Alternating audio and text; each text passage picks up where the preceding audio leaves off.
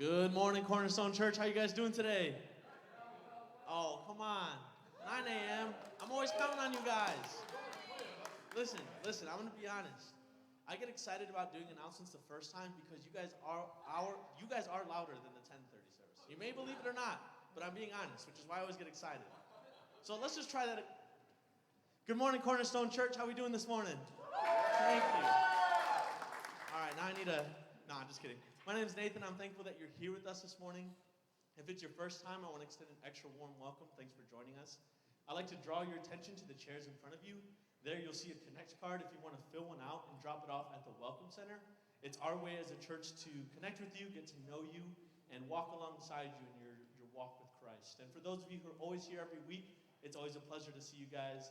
Those Connect cards are there for you too if you have any questions, prayer requests, or want to know more ways to get involved. And you might want to check out that all-in card that's still in there too. That's up to you. We have a few announcements this morning, and they'll be real quick, so we'll get right through them. Our first one is that we do have an app now available for our church. We have been working on this for a few weeks, and it's excited now to make the full launch and make it available for everyone.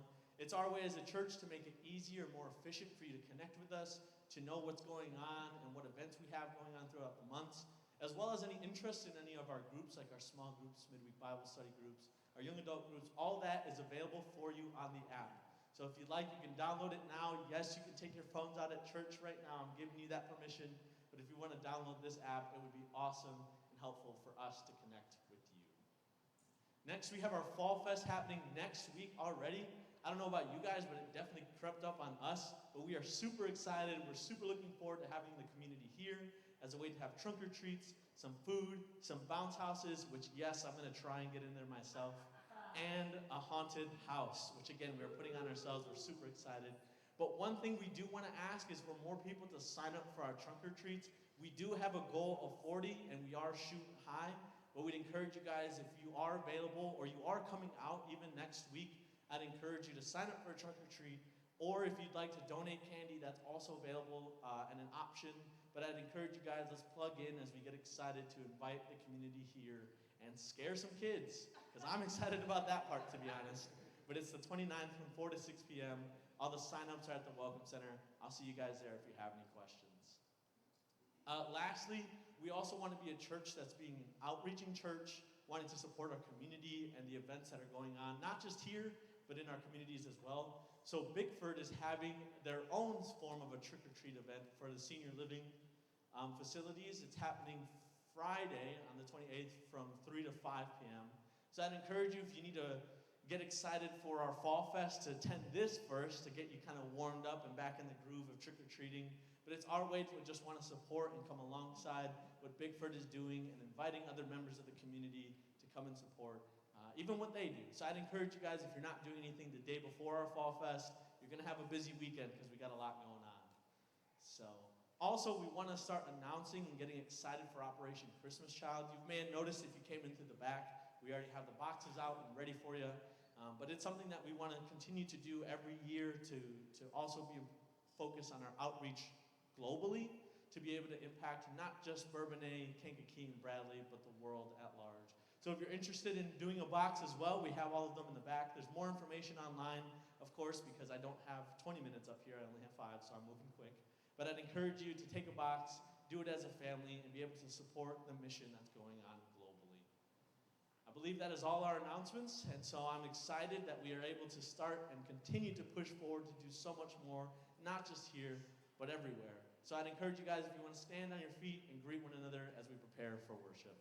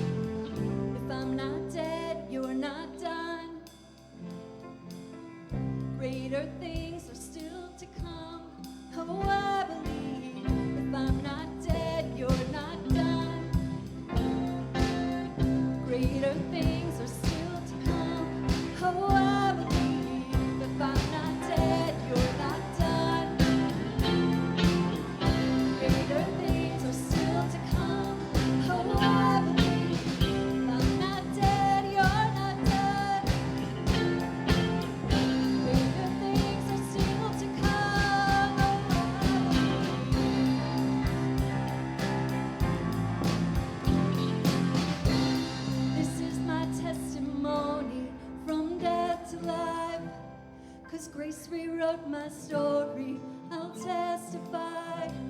By Jesus Christ the righteous, I'm justified. This is my testimony. Oh, I'm alive. This is my testimony. From death to life. 'Cause grace rewrote my story. I'll testify. By Jesus Christ the righteous, I'm justified. This is my testimony. This is my testimony. Yeah. Oh.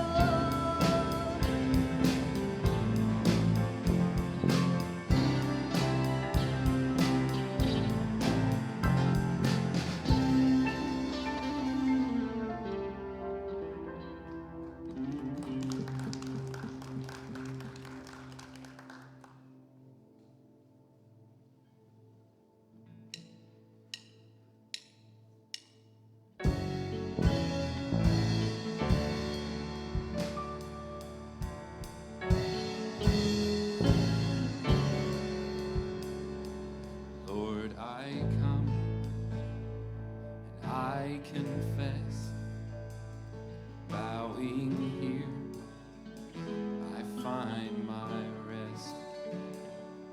Without you, I fall apart. You're the one that guides my heart.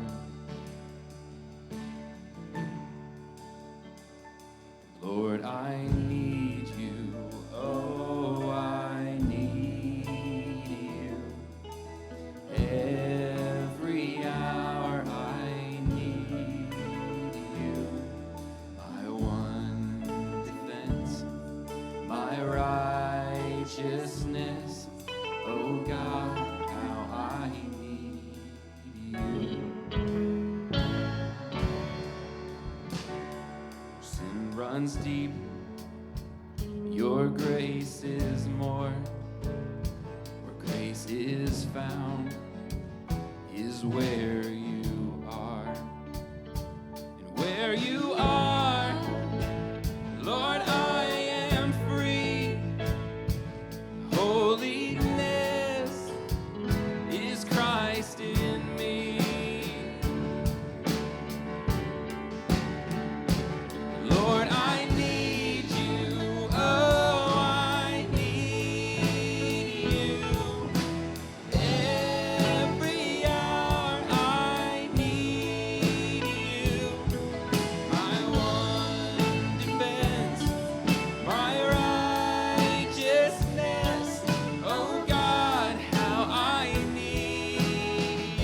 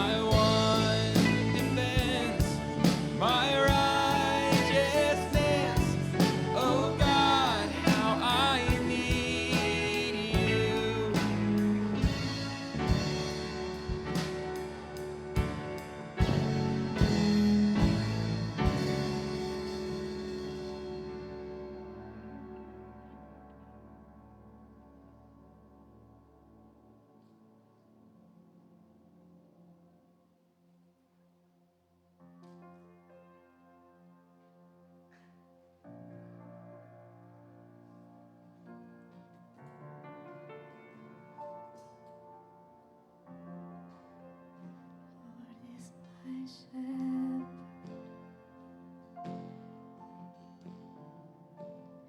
He goes before me, defender behind me. I won't.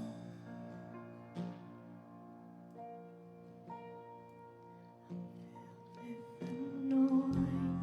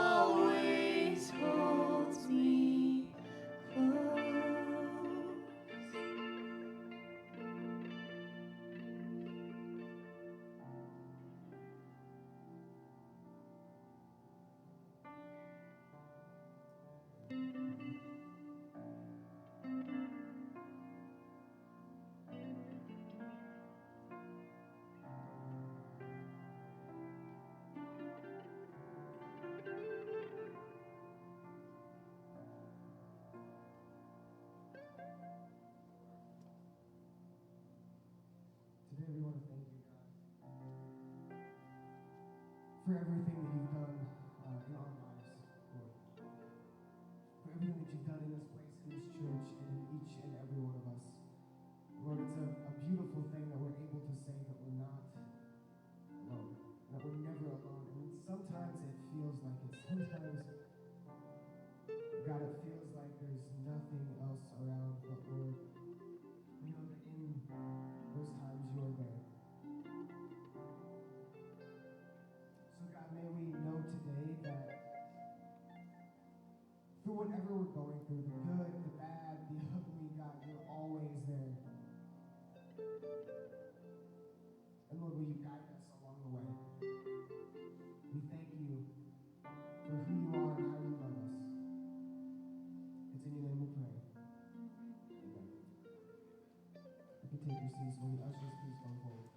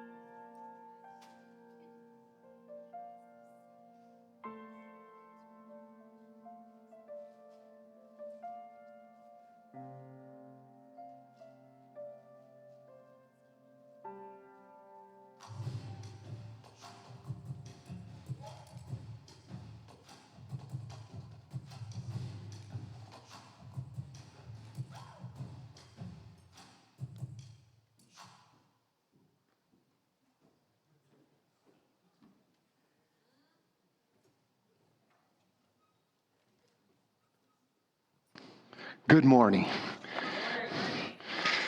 Amazing I can still jump like that at 64. That's what I'm talking about. Well, good to see you all. Beautiful morning. You know, I've been praying for overcast and cold, because I know, I'm tired of all the sunny days and beautiful weather. People have other things to do on Sunday. So it's good to see you. Welcome. You're a good group. We are talking about some preseason practices. That is pre-holiday season. How can we prepare for those times to live that out for Jesus Christ? And today I'm really kind of excited about this subject. We're going to talk about issues and problems that arise because of boundaries. And that is because some people have none. You know any of those people? Some people have none. Some move them to suit themselves. Some struggle to enforce them when others violate them. So today we're going to prepare ourselves for the holiday season by setting some personal boundaries based on godly principles or healthy principles. Now, setting boundaries, of course, is a metaphor we use to draw lines, right? To draw lines in our lives to establish what's in and what's out. And the idea behind setting boundaries is we need to know where the boundaries in our lives lie. You know where your boundaries are in your house lot? Okay? Where do the boundaries lie in your own life? And we need to know that so that we can stay healthy, living within them, and avoid the problems that arise when we operate outside of them. Okay? That's where we're going. Now, let me ask you this question. Do you ever have any problems setting boundaries? First, I'd like to lay out some general guidelines for setting healthy or godly boundaries as a believer in Jesus Christ. And that is that we establish boundaries under the lordship of Jesus Christ. Let me explain. On the night before Jesus was betrayed, he prayed for us. And kind of a summary of a section of that prayer is he prayed that we as his followers would be in the world, but that we would not be of the world. Now that was a significant prayer because unlike unbelievers, believers belong to Jesus Christ and to his kingdom, and not to ourselves and not to Satan and the kingdom of this world. And that means that our Lord sets the boundaries for our behavior and our speech and our activity. We commit then as followers to live within the boundaries that the Lord sets, right? And the Lord sets some very specific boundaries for us. We have his moral laws, the 10 Commandments. Love the Lord above all. No idols. No using his name in vain. Rest and worship one day a week. Honor your father and your mother. No killing, no adultery, no stealing, no lying, no coveting. Those are all boundaries under the lordship of Jesus Christ. And then there are also principles in Scripture for setting boundaries. For example, God says he created everything for our enjoyment, which is great. Everything for our enjoyment, 1 Timothy 6:17. But not without boundaries. The Lord doesn't want us to abuse what is meant to be enjoyed. This is where the biblical principle of moderation comes from. Moderation teaches us to avoid extremes that lead to abuse. That is why Paul says that we can drink but shouldn't get drunk. That's a boundary. Ephesians 5:18. Under the lordship of Jesus Christ. He says it's okay to wear, get this, it's okay to wear nice clothing, but we should remain modest. 1 Timothy 2:9. That's a boundary. Paul writes that we have freedom in Christ, but just because we can do something doesn't mean we always should. We have to consider how it affects other people. He calls them weaker brothers. 1 Corinthians 10:23. That's a boundary under the lordship of Christ. The ethic of love sets boundaries. We are to love God and love other people as we love ourselves. And this sets boundaries on our selfishness. The Lord would have us put others ahead of ourselves. The greatest among us are the servants of all. We are to give up personal advantages to the benefit of others. Now, would the world establish these same boundaries? No. But we, under the lordship of Jesus Christ, commit to live within the boundaries that the Lord Jesus sets for us.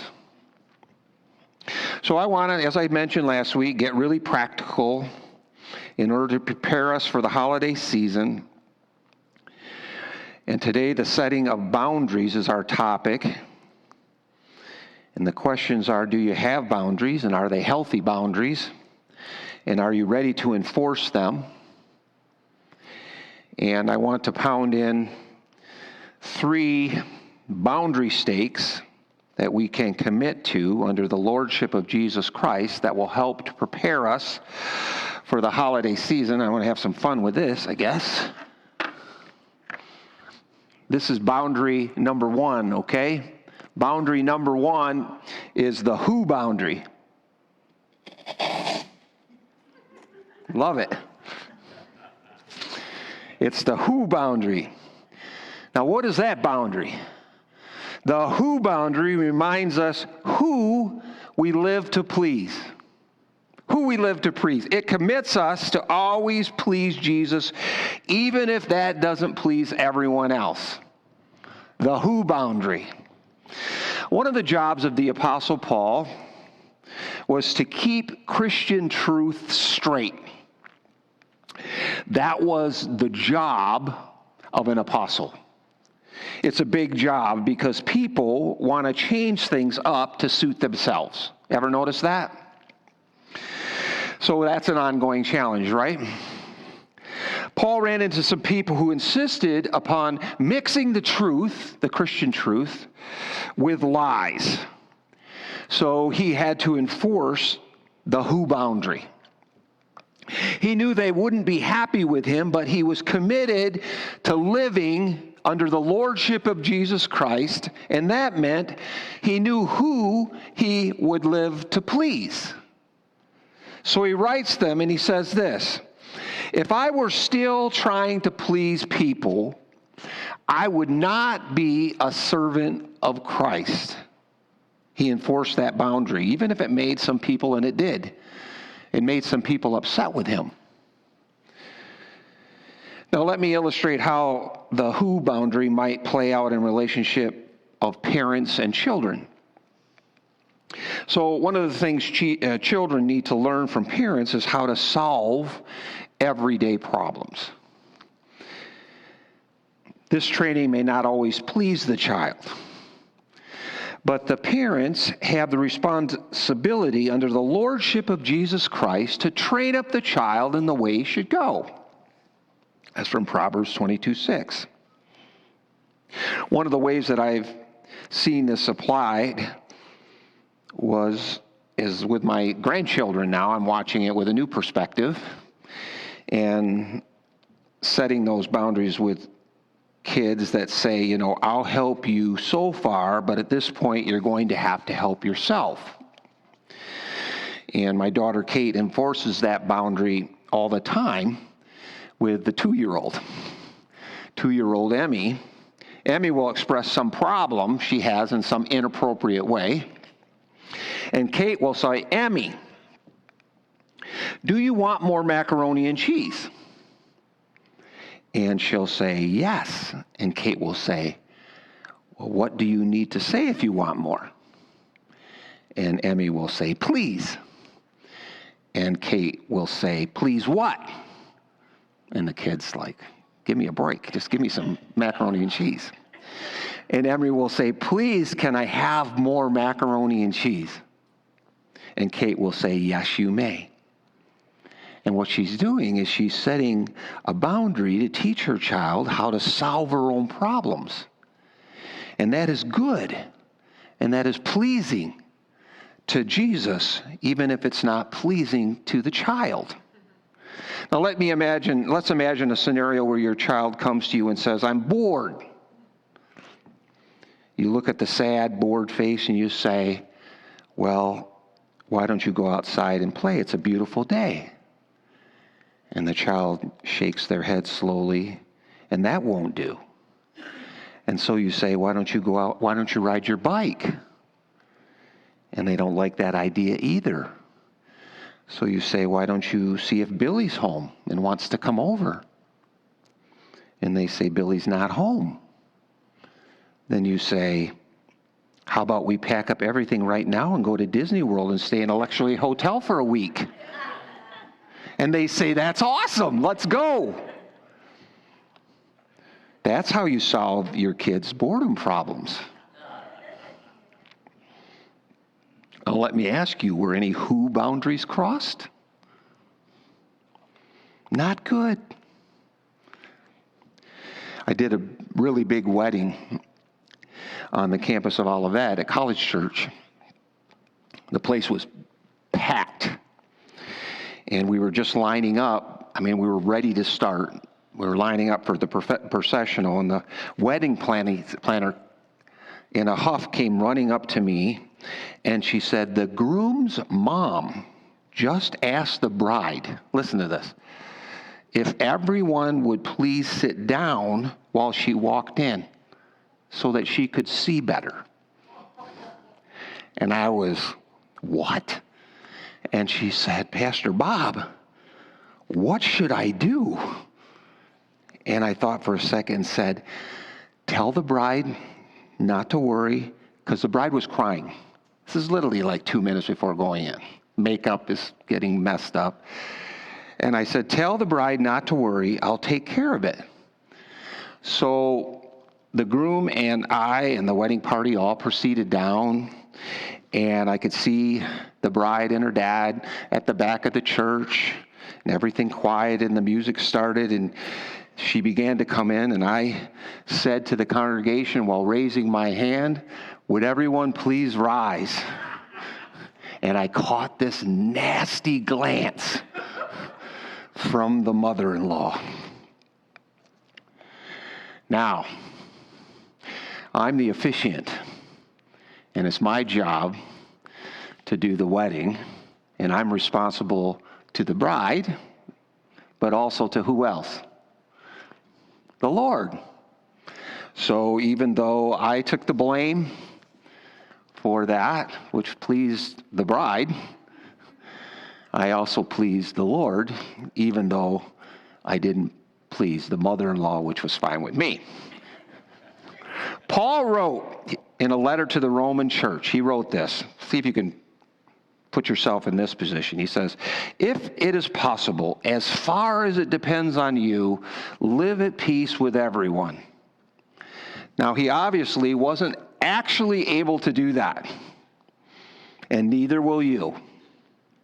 You can't live at peace with everyone because some people are going to cross boundaries that you are committed to under the lordship of Jesus Christ not to cross. They won't be pleased, but Jesus will. Now, let me just say that some of us set ourselves up for misery every day because we have not driven in this "who you will please" boundary, and you walk into your day like a sacrificial lamb, thinking that it's your responsibility to please everyone. Your children, your husband, your employer, and soon discover that to please Jesus, you can't always please everyone. I have a feeling that all of us will encounter someone this holiday season that crosses that boundary right there. Are you ready?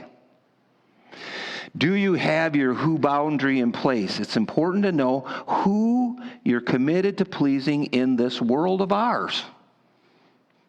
And again, life will be so much better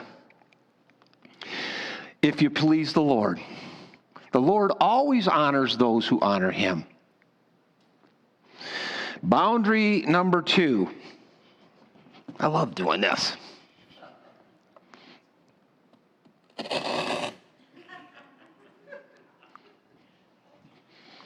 The what boundary? The what boundary reminds us what we're here to do with our lives. You ever wonder what we're here to do with our lives? It commits us to pursuing and living that life Jesus has for us faithfully over a lifetime. When that boundary is in place, it focuses us in on the things we should be doing and moderates or eliminates the things that we shouldn't be doing. Too many things. Establishing what we're here to do with our lives as a boundary takes experience, time to discern. If we're talking big picture now. Most of us do not emerge from the womb like Jeremiah or John the Baptist with total clarity on God's plan and purpose for our lives. It usually takes some time and experience to get there. We pursue it. When I turned 40 and had yet to receive even a single letter of interest from the NFL, the smog began to clear that God may have other things to do with my life. We all go through this discernment process. We pursue it. But here's something to take to heart. Even if you aren't 100% sure what you're supposed to do with your life, it's important that you continue to pursue it. Because the Lord leads us to his purposes for our lives as we pursue it. Now, here are a few biblical principles to apply as you pursue the question, what am I here to do with my life, Lord? What am I here to do with my life? What did you birth me into this world to do with my life? A few biblical principles. Number one, whatever you do, do it for Jesus. Colossians chapter 3, verse 23 and 24. Whatever you do, work at it with all your heart as working for the Lord, not for men, since you know that you will receive an inheritance from the Lord as a reward. It is the Lord Christ you are serving. So even if you're still trying to sort through what the Lord would have you do with your life, you should take this firm position. Whatever you're doing, do it with all your heart as working for the Lord. It's never a good thing to work at Chick-fil-A half-heartedly because you aren't sure if that's what the Lord would have you do with your life. The Lord often takes us in steps. If we're faithful in the first step, he'll take us to the second step.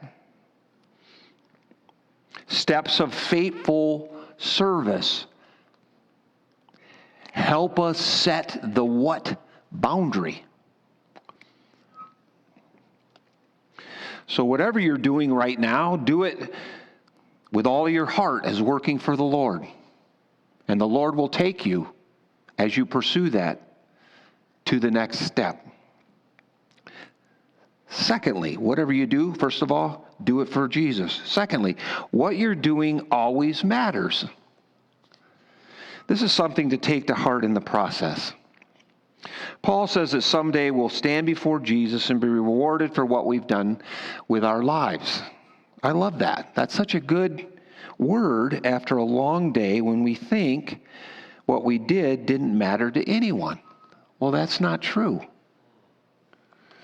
It matters to Jesus, and Jesus himself, Paul says, will someday reward you for it.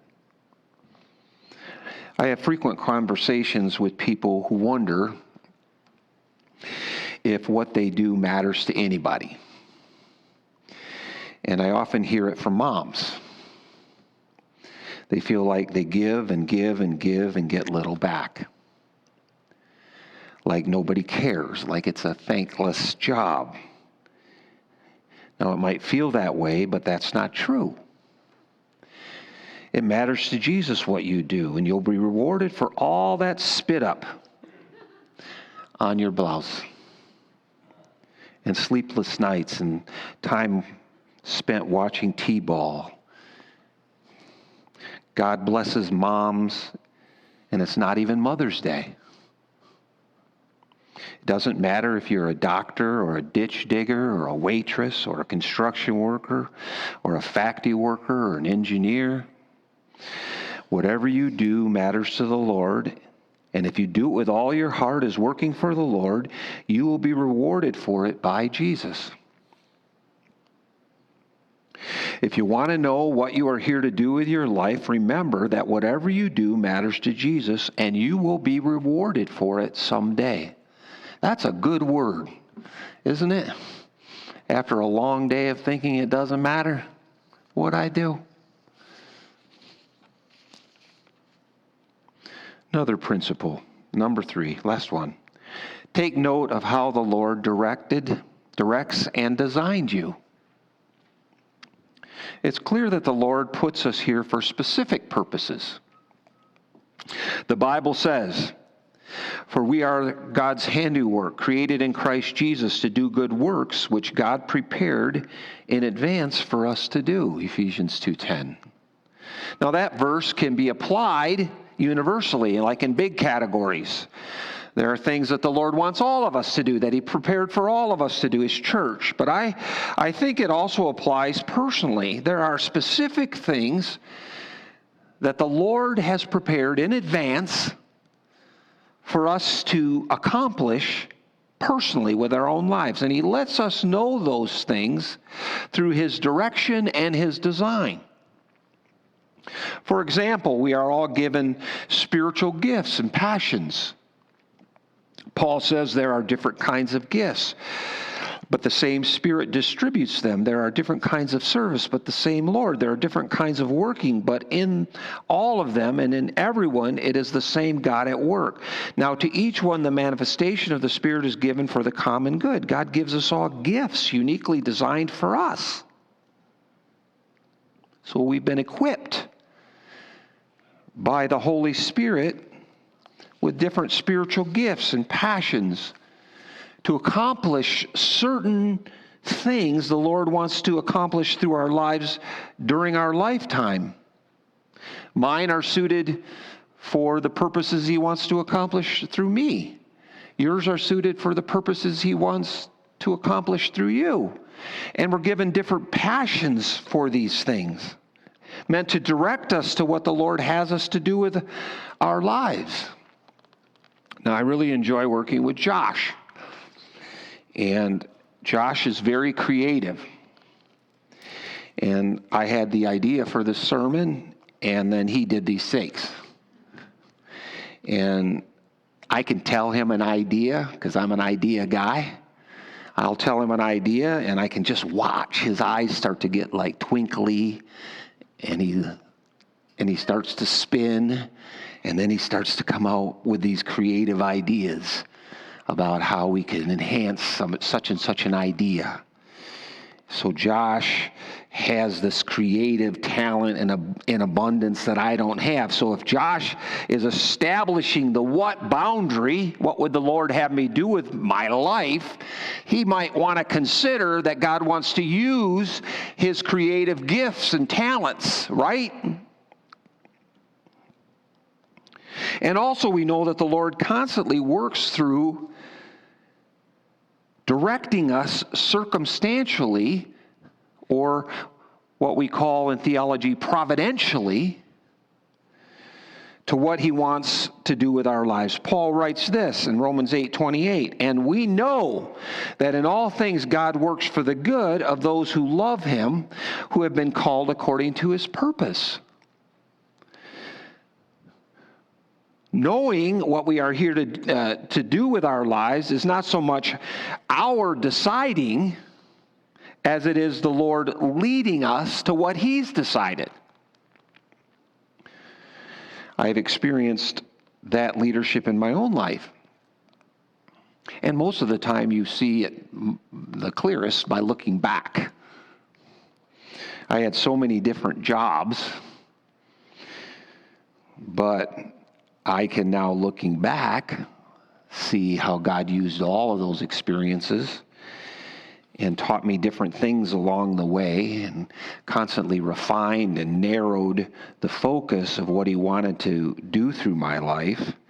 And many of those things I thought at the time were just coincidences. You know, the people that came into my life and the conversations that I had with people and the things that God brought about circumstantially. But I now see that he was opening doors, and he was closing doors, and he was using people. And it wasn't an exact science to me. You know, it was a lot of trial and error. And it's a sensitivity, I think, to the work of the Spirit of God within you. It's listening to the counsel of other people. But the Lord works through so many things to bring together the good that He intends for us to have and to use for His good and His glory in our lifetime. So the what boundary reminds us what we're here to do with our lives. And as you pursue this boundary, whatever you do, do it for Jesus. Commit to doing that. I have kids, especially, teenagers and college-age kids ask me all the time, I don't know what I'm supposed to be working at. And I say, whatever you're working at, work at it with all of your heart. And it'll help you set that boundary. And remember that what you're doing matters. Commit to remembering that. And take note of how the Lord directs and designed you for what you're here to do with your life. And clarity will come. Boundary number 1, who you live to please. Boundary number 2, what you're here to do with your life. Boundary number 3. This is the best part of the sermon, isn't it? Whoa. The where boundary. The where boundary reminds us where we need to be. Set that boundary. Where do you need to be? Sherry and I had to make a holiday wear choice already this year. Either we are going to visit our son Robbie and family in Colorado over the Thanksgiving holiday, or we're going to attend my niece's wedding, who scheduled her wedding during the Thanksgiving weekend in Michigan. Now, both are at the same time, and we would like to be in both places, but we can only be in one place at a time. So how do we establish the where boundary in our lives? And here's the truth as I understand the Scriptures. There is no universal formula for setting the where boundary, where you need to be for every single circumstance in life, but there are some really good boundary setting priorities in the Scripture. And I'll take these from the highest priority to the lowest as I understand Scripture. You can argue with me later. I ran this path Nathan, and he agreed with me, so we're good. But how do you set boundaries of where? There's some priorities for that. Highest to lowest, think about these as you need to set or reset your where boundaries. If you are married, you should prioritize your spouse over all others. Where you need to be, priority number 1, you should be where your spouse needs you to be if you're married. She or he is your number 1 priority.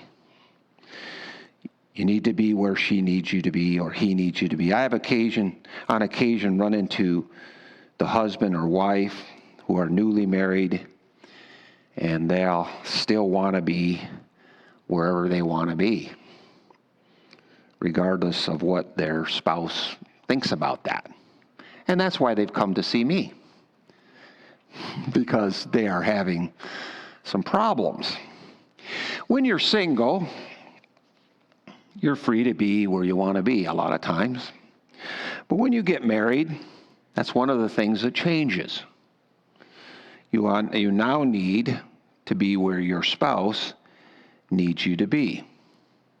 Sherry and I make it our practice to check in and let the other one know where the other one is. And it's not like crazy, it's not like a tracker thing or anything.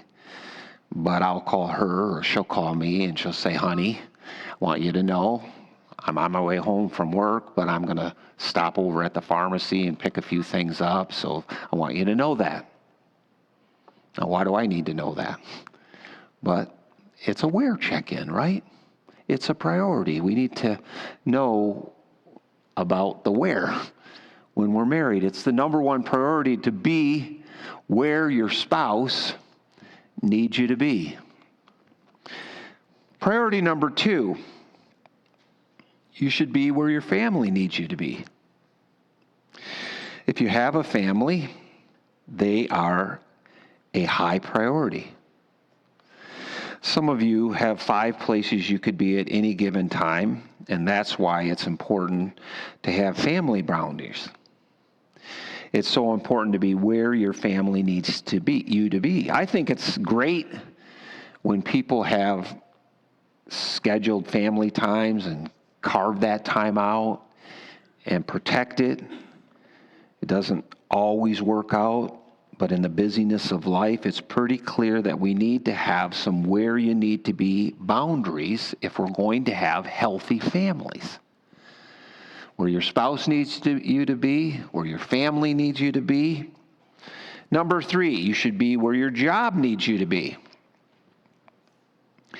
Work, making a living, is a big deal to God. The Bible talks a lot about it. We're not to be lazy. We're to work. We're to provide for our family. We're to make a living.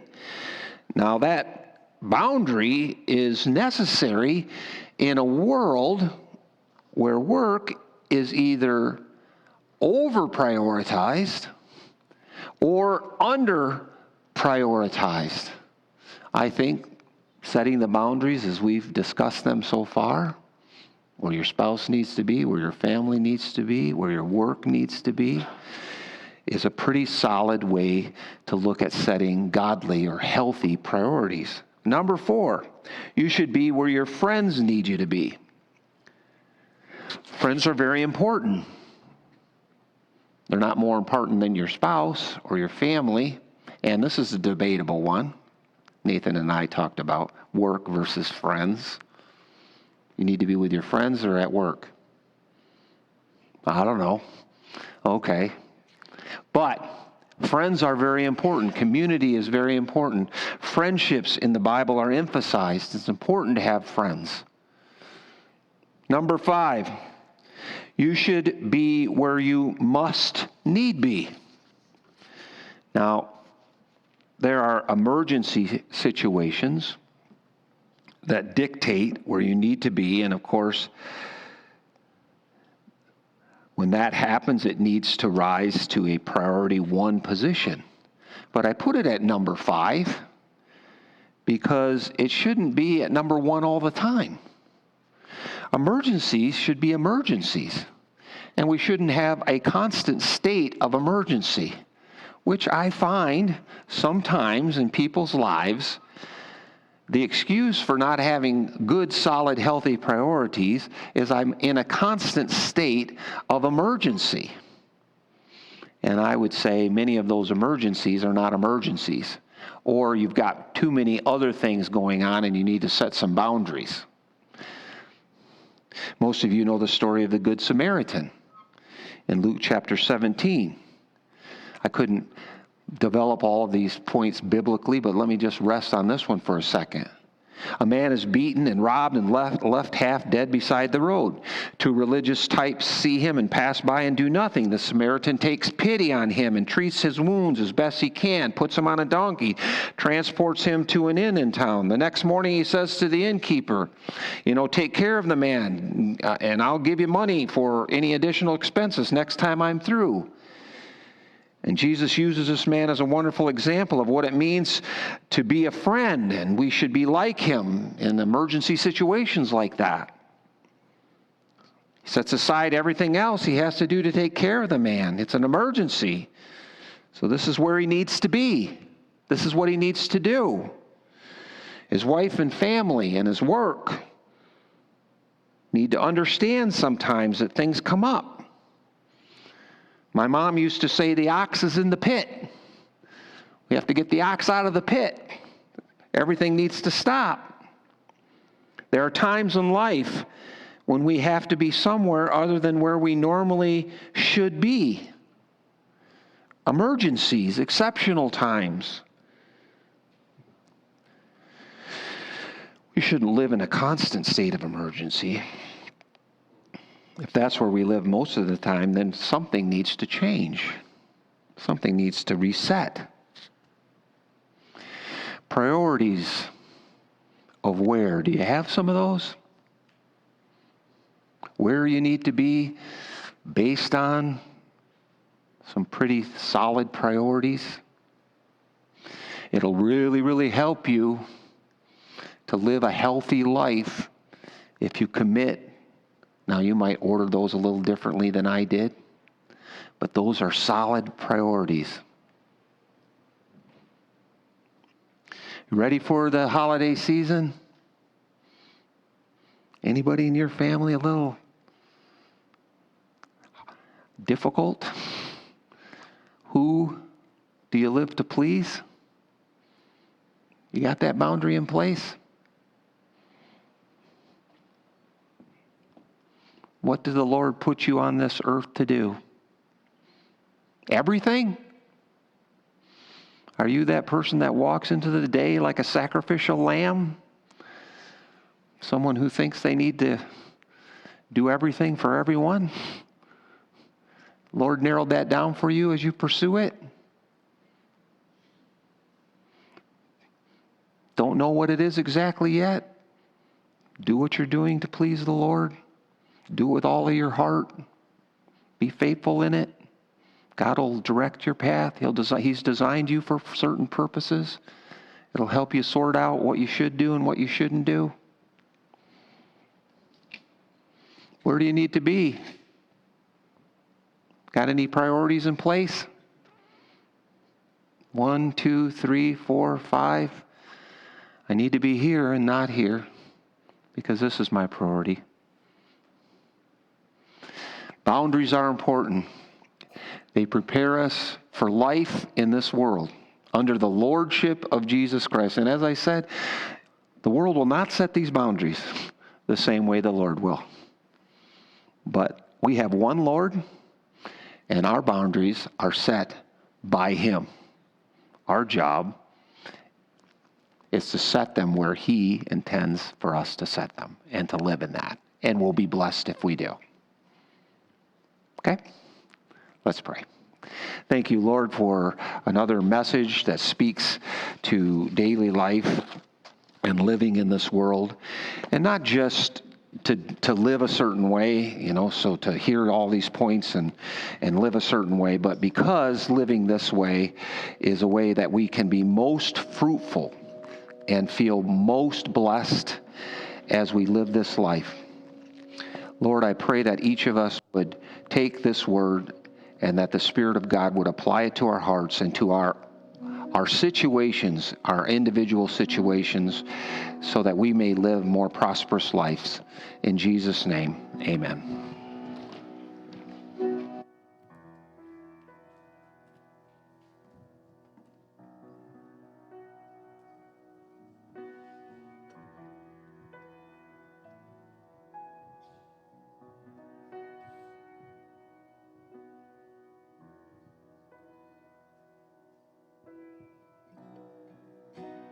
Worthy of every song we could ever sing.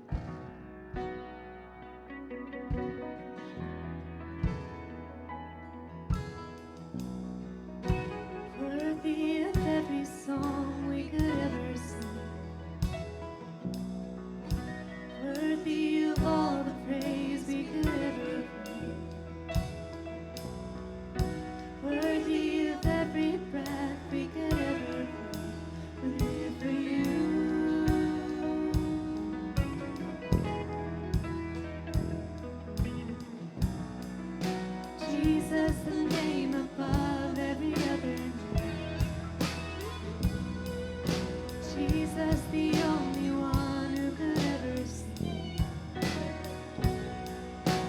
Worthy of every breath we could ever live for you. Oh, live for you. Holy, there is no one like you. There is none beside you. Open up my eyes in wonder and show me who you are and fill me with your heart and lead me in your love to those around me.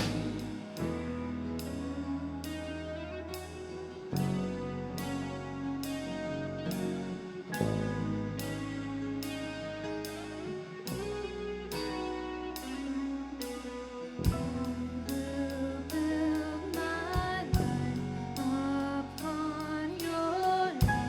It is a firm foundation. I will put my trust in you alone, and I will not be shaken. I will build my life upon your love. It is a firm foundation. I will put my trust in you alone, and I will not be shaken. Holy, there is no one like you. There is none beside you. Open up my eyes in wonder and show me who you are and fill me with your heart and lead me in your love to those around me. I will build my life upon your love. It is a firm foundation. I will put my trust in you alone, and I will not be shaken.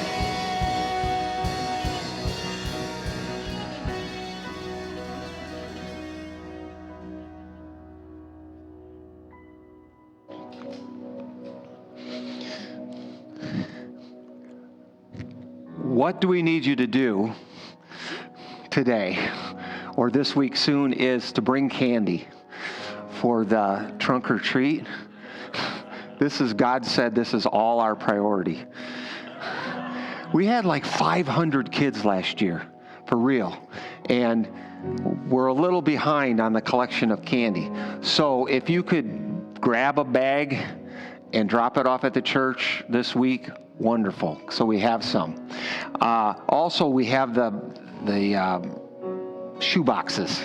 So grab those. That's coming up pretty quick too.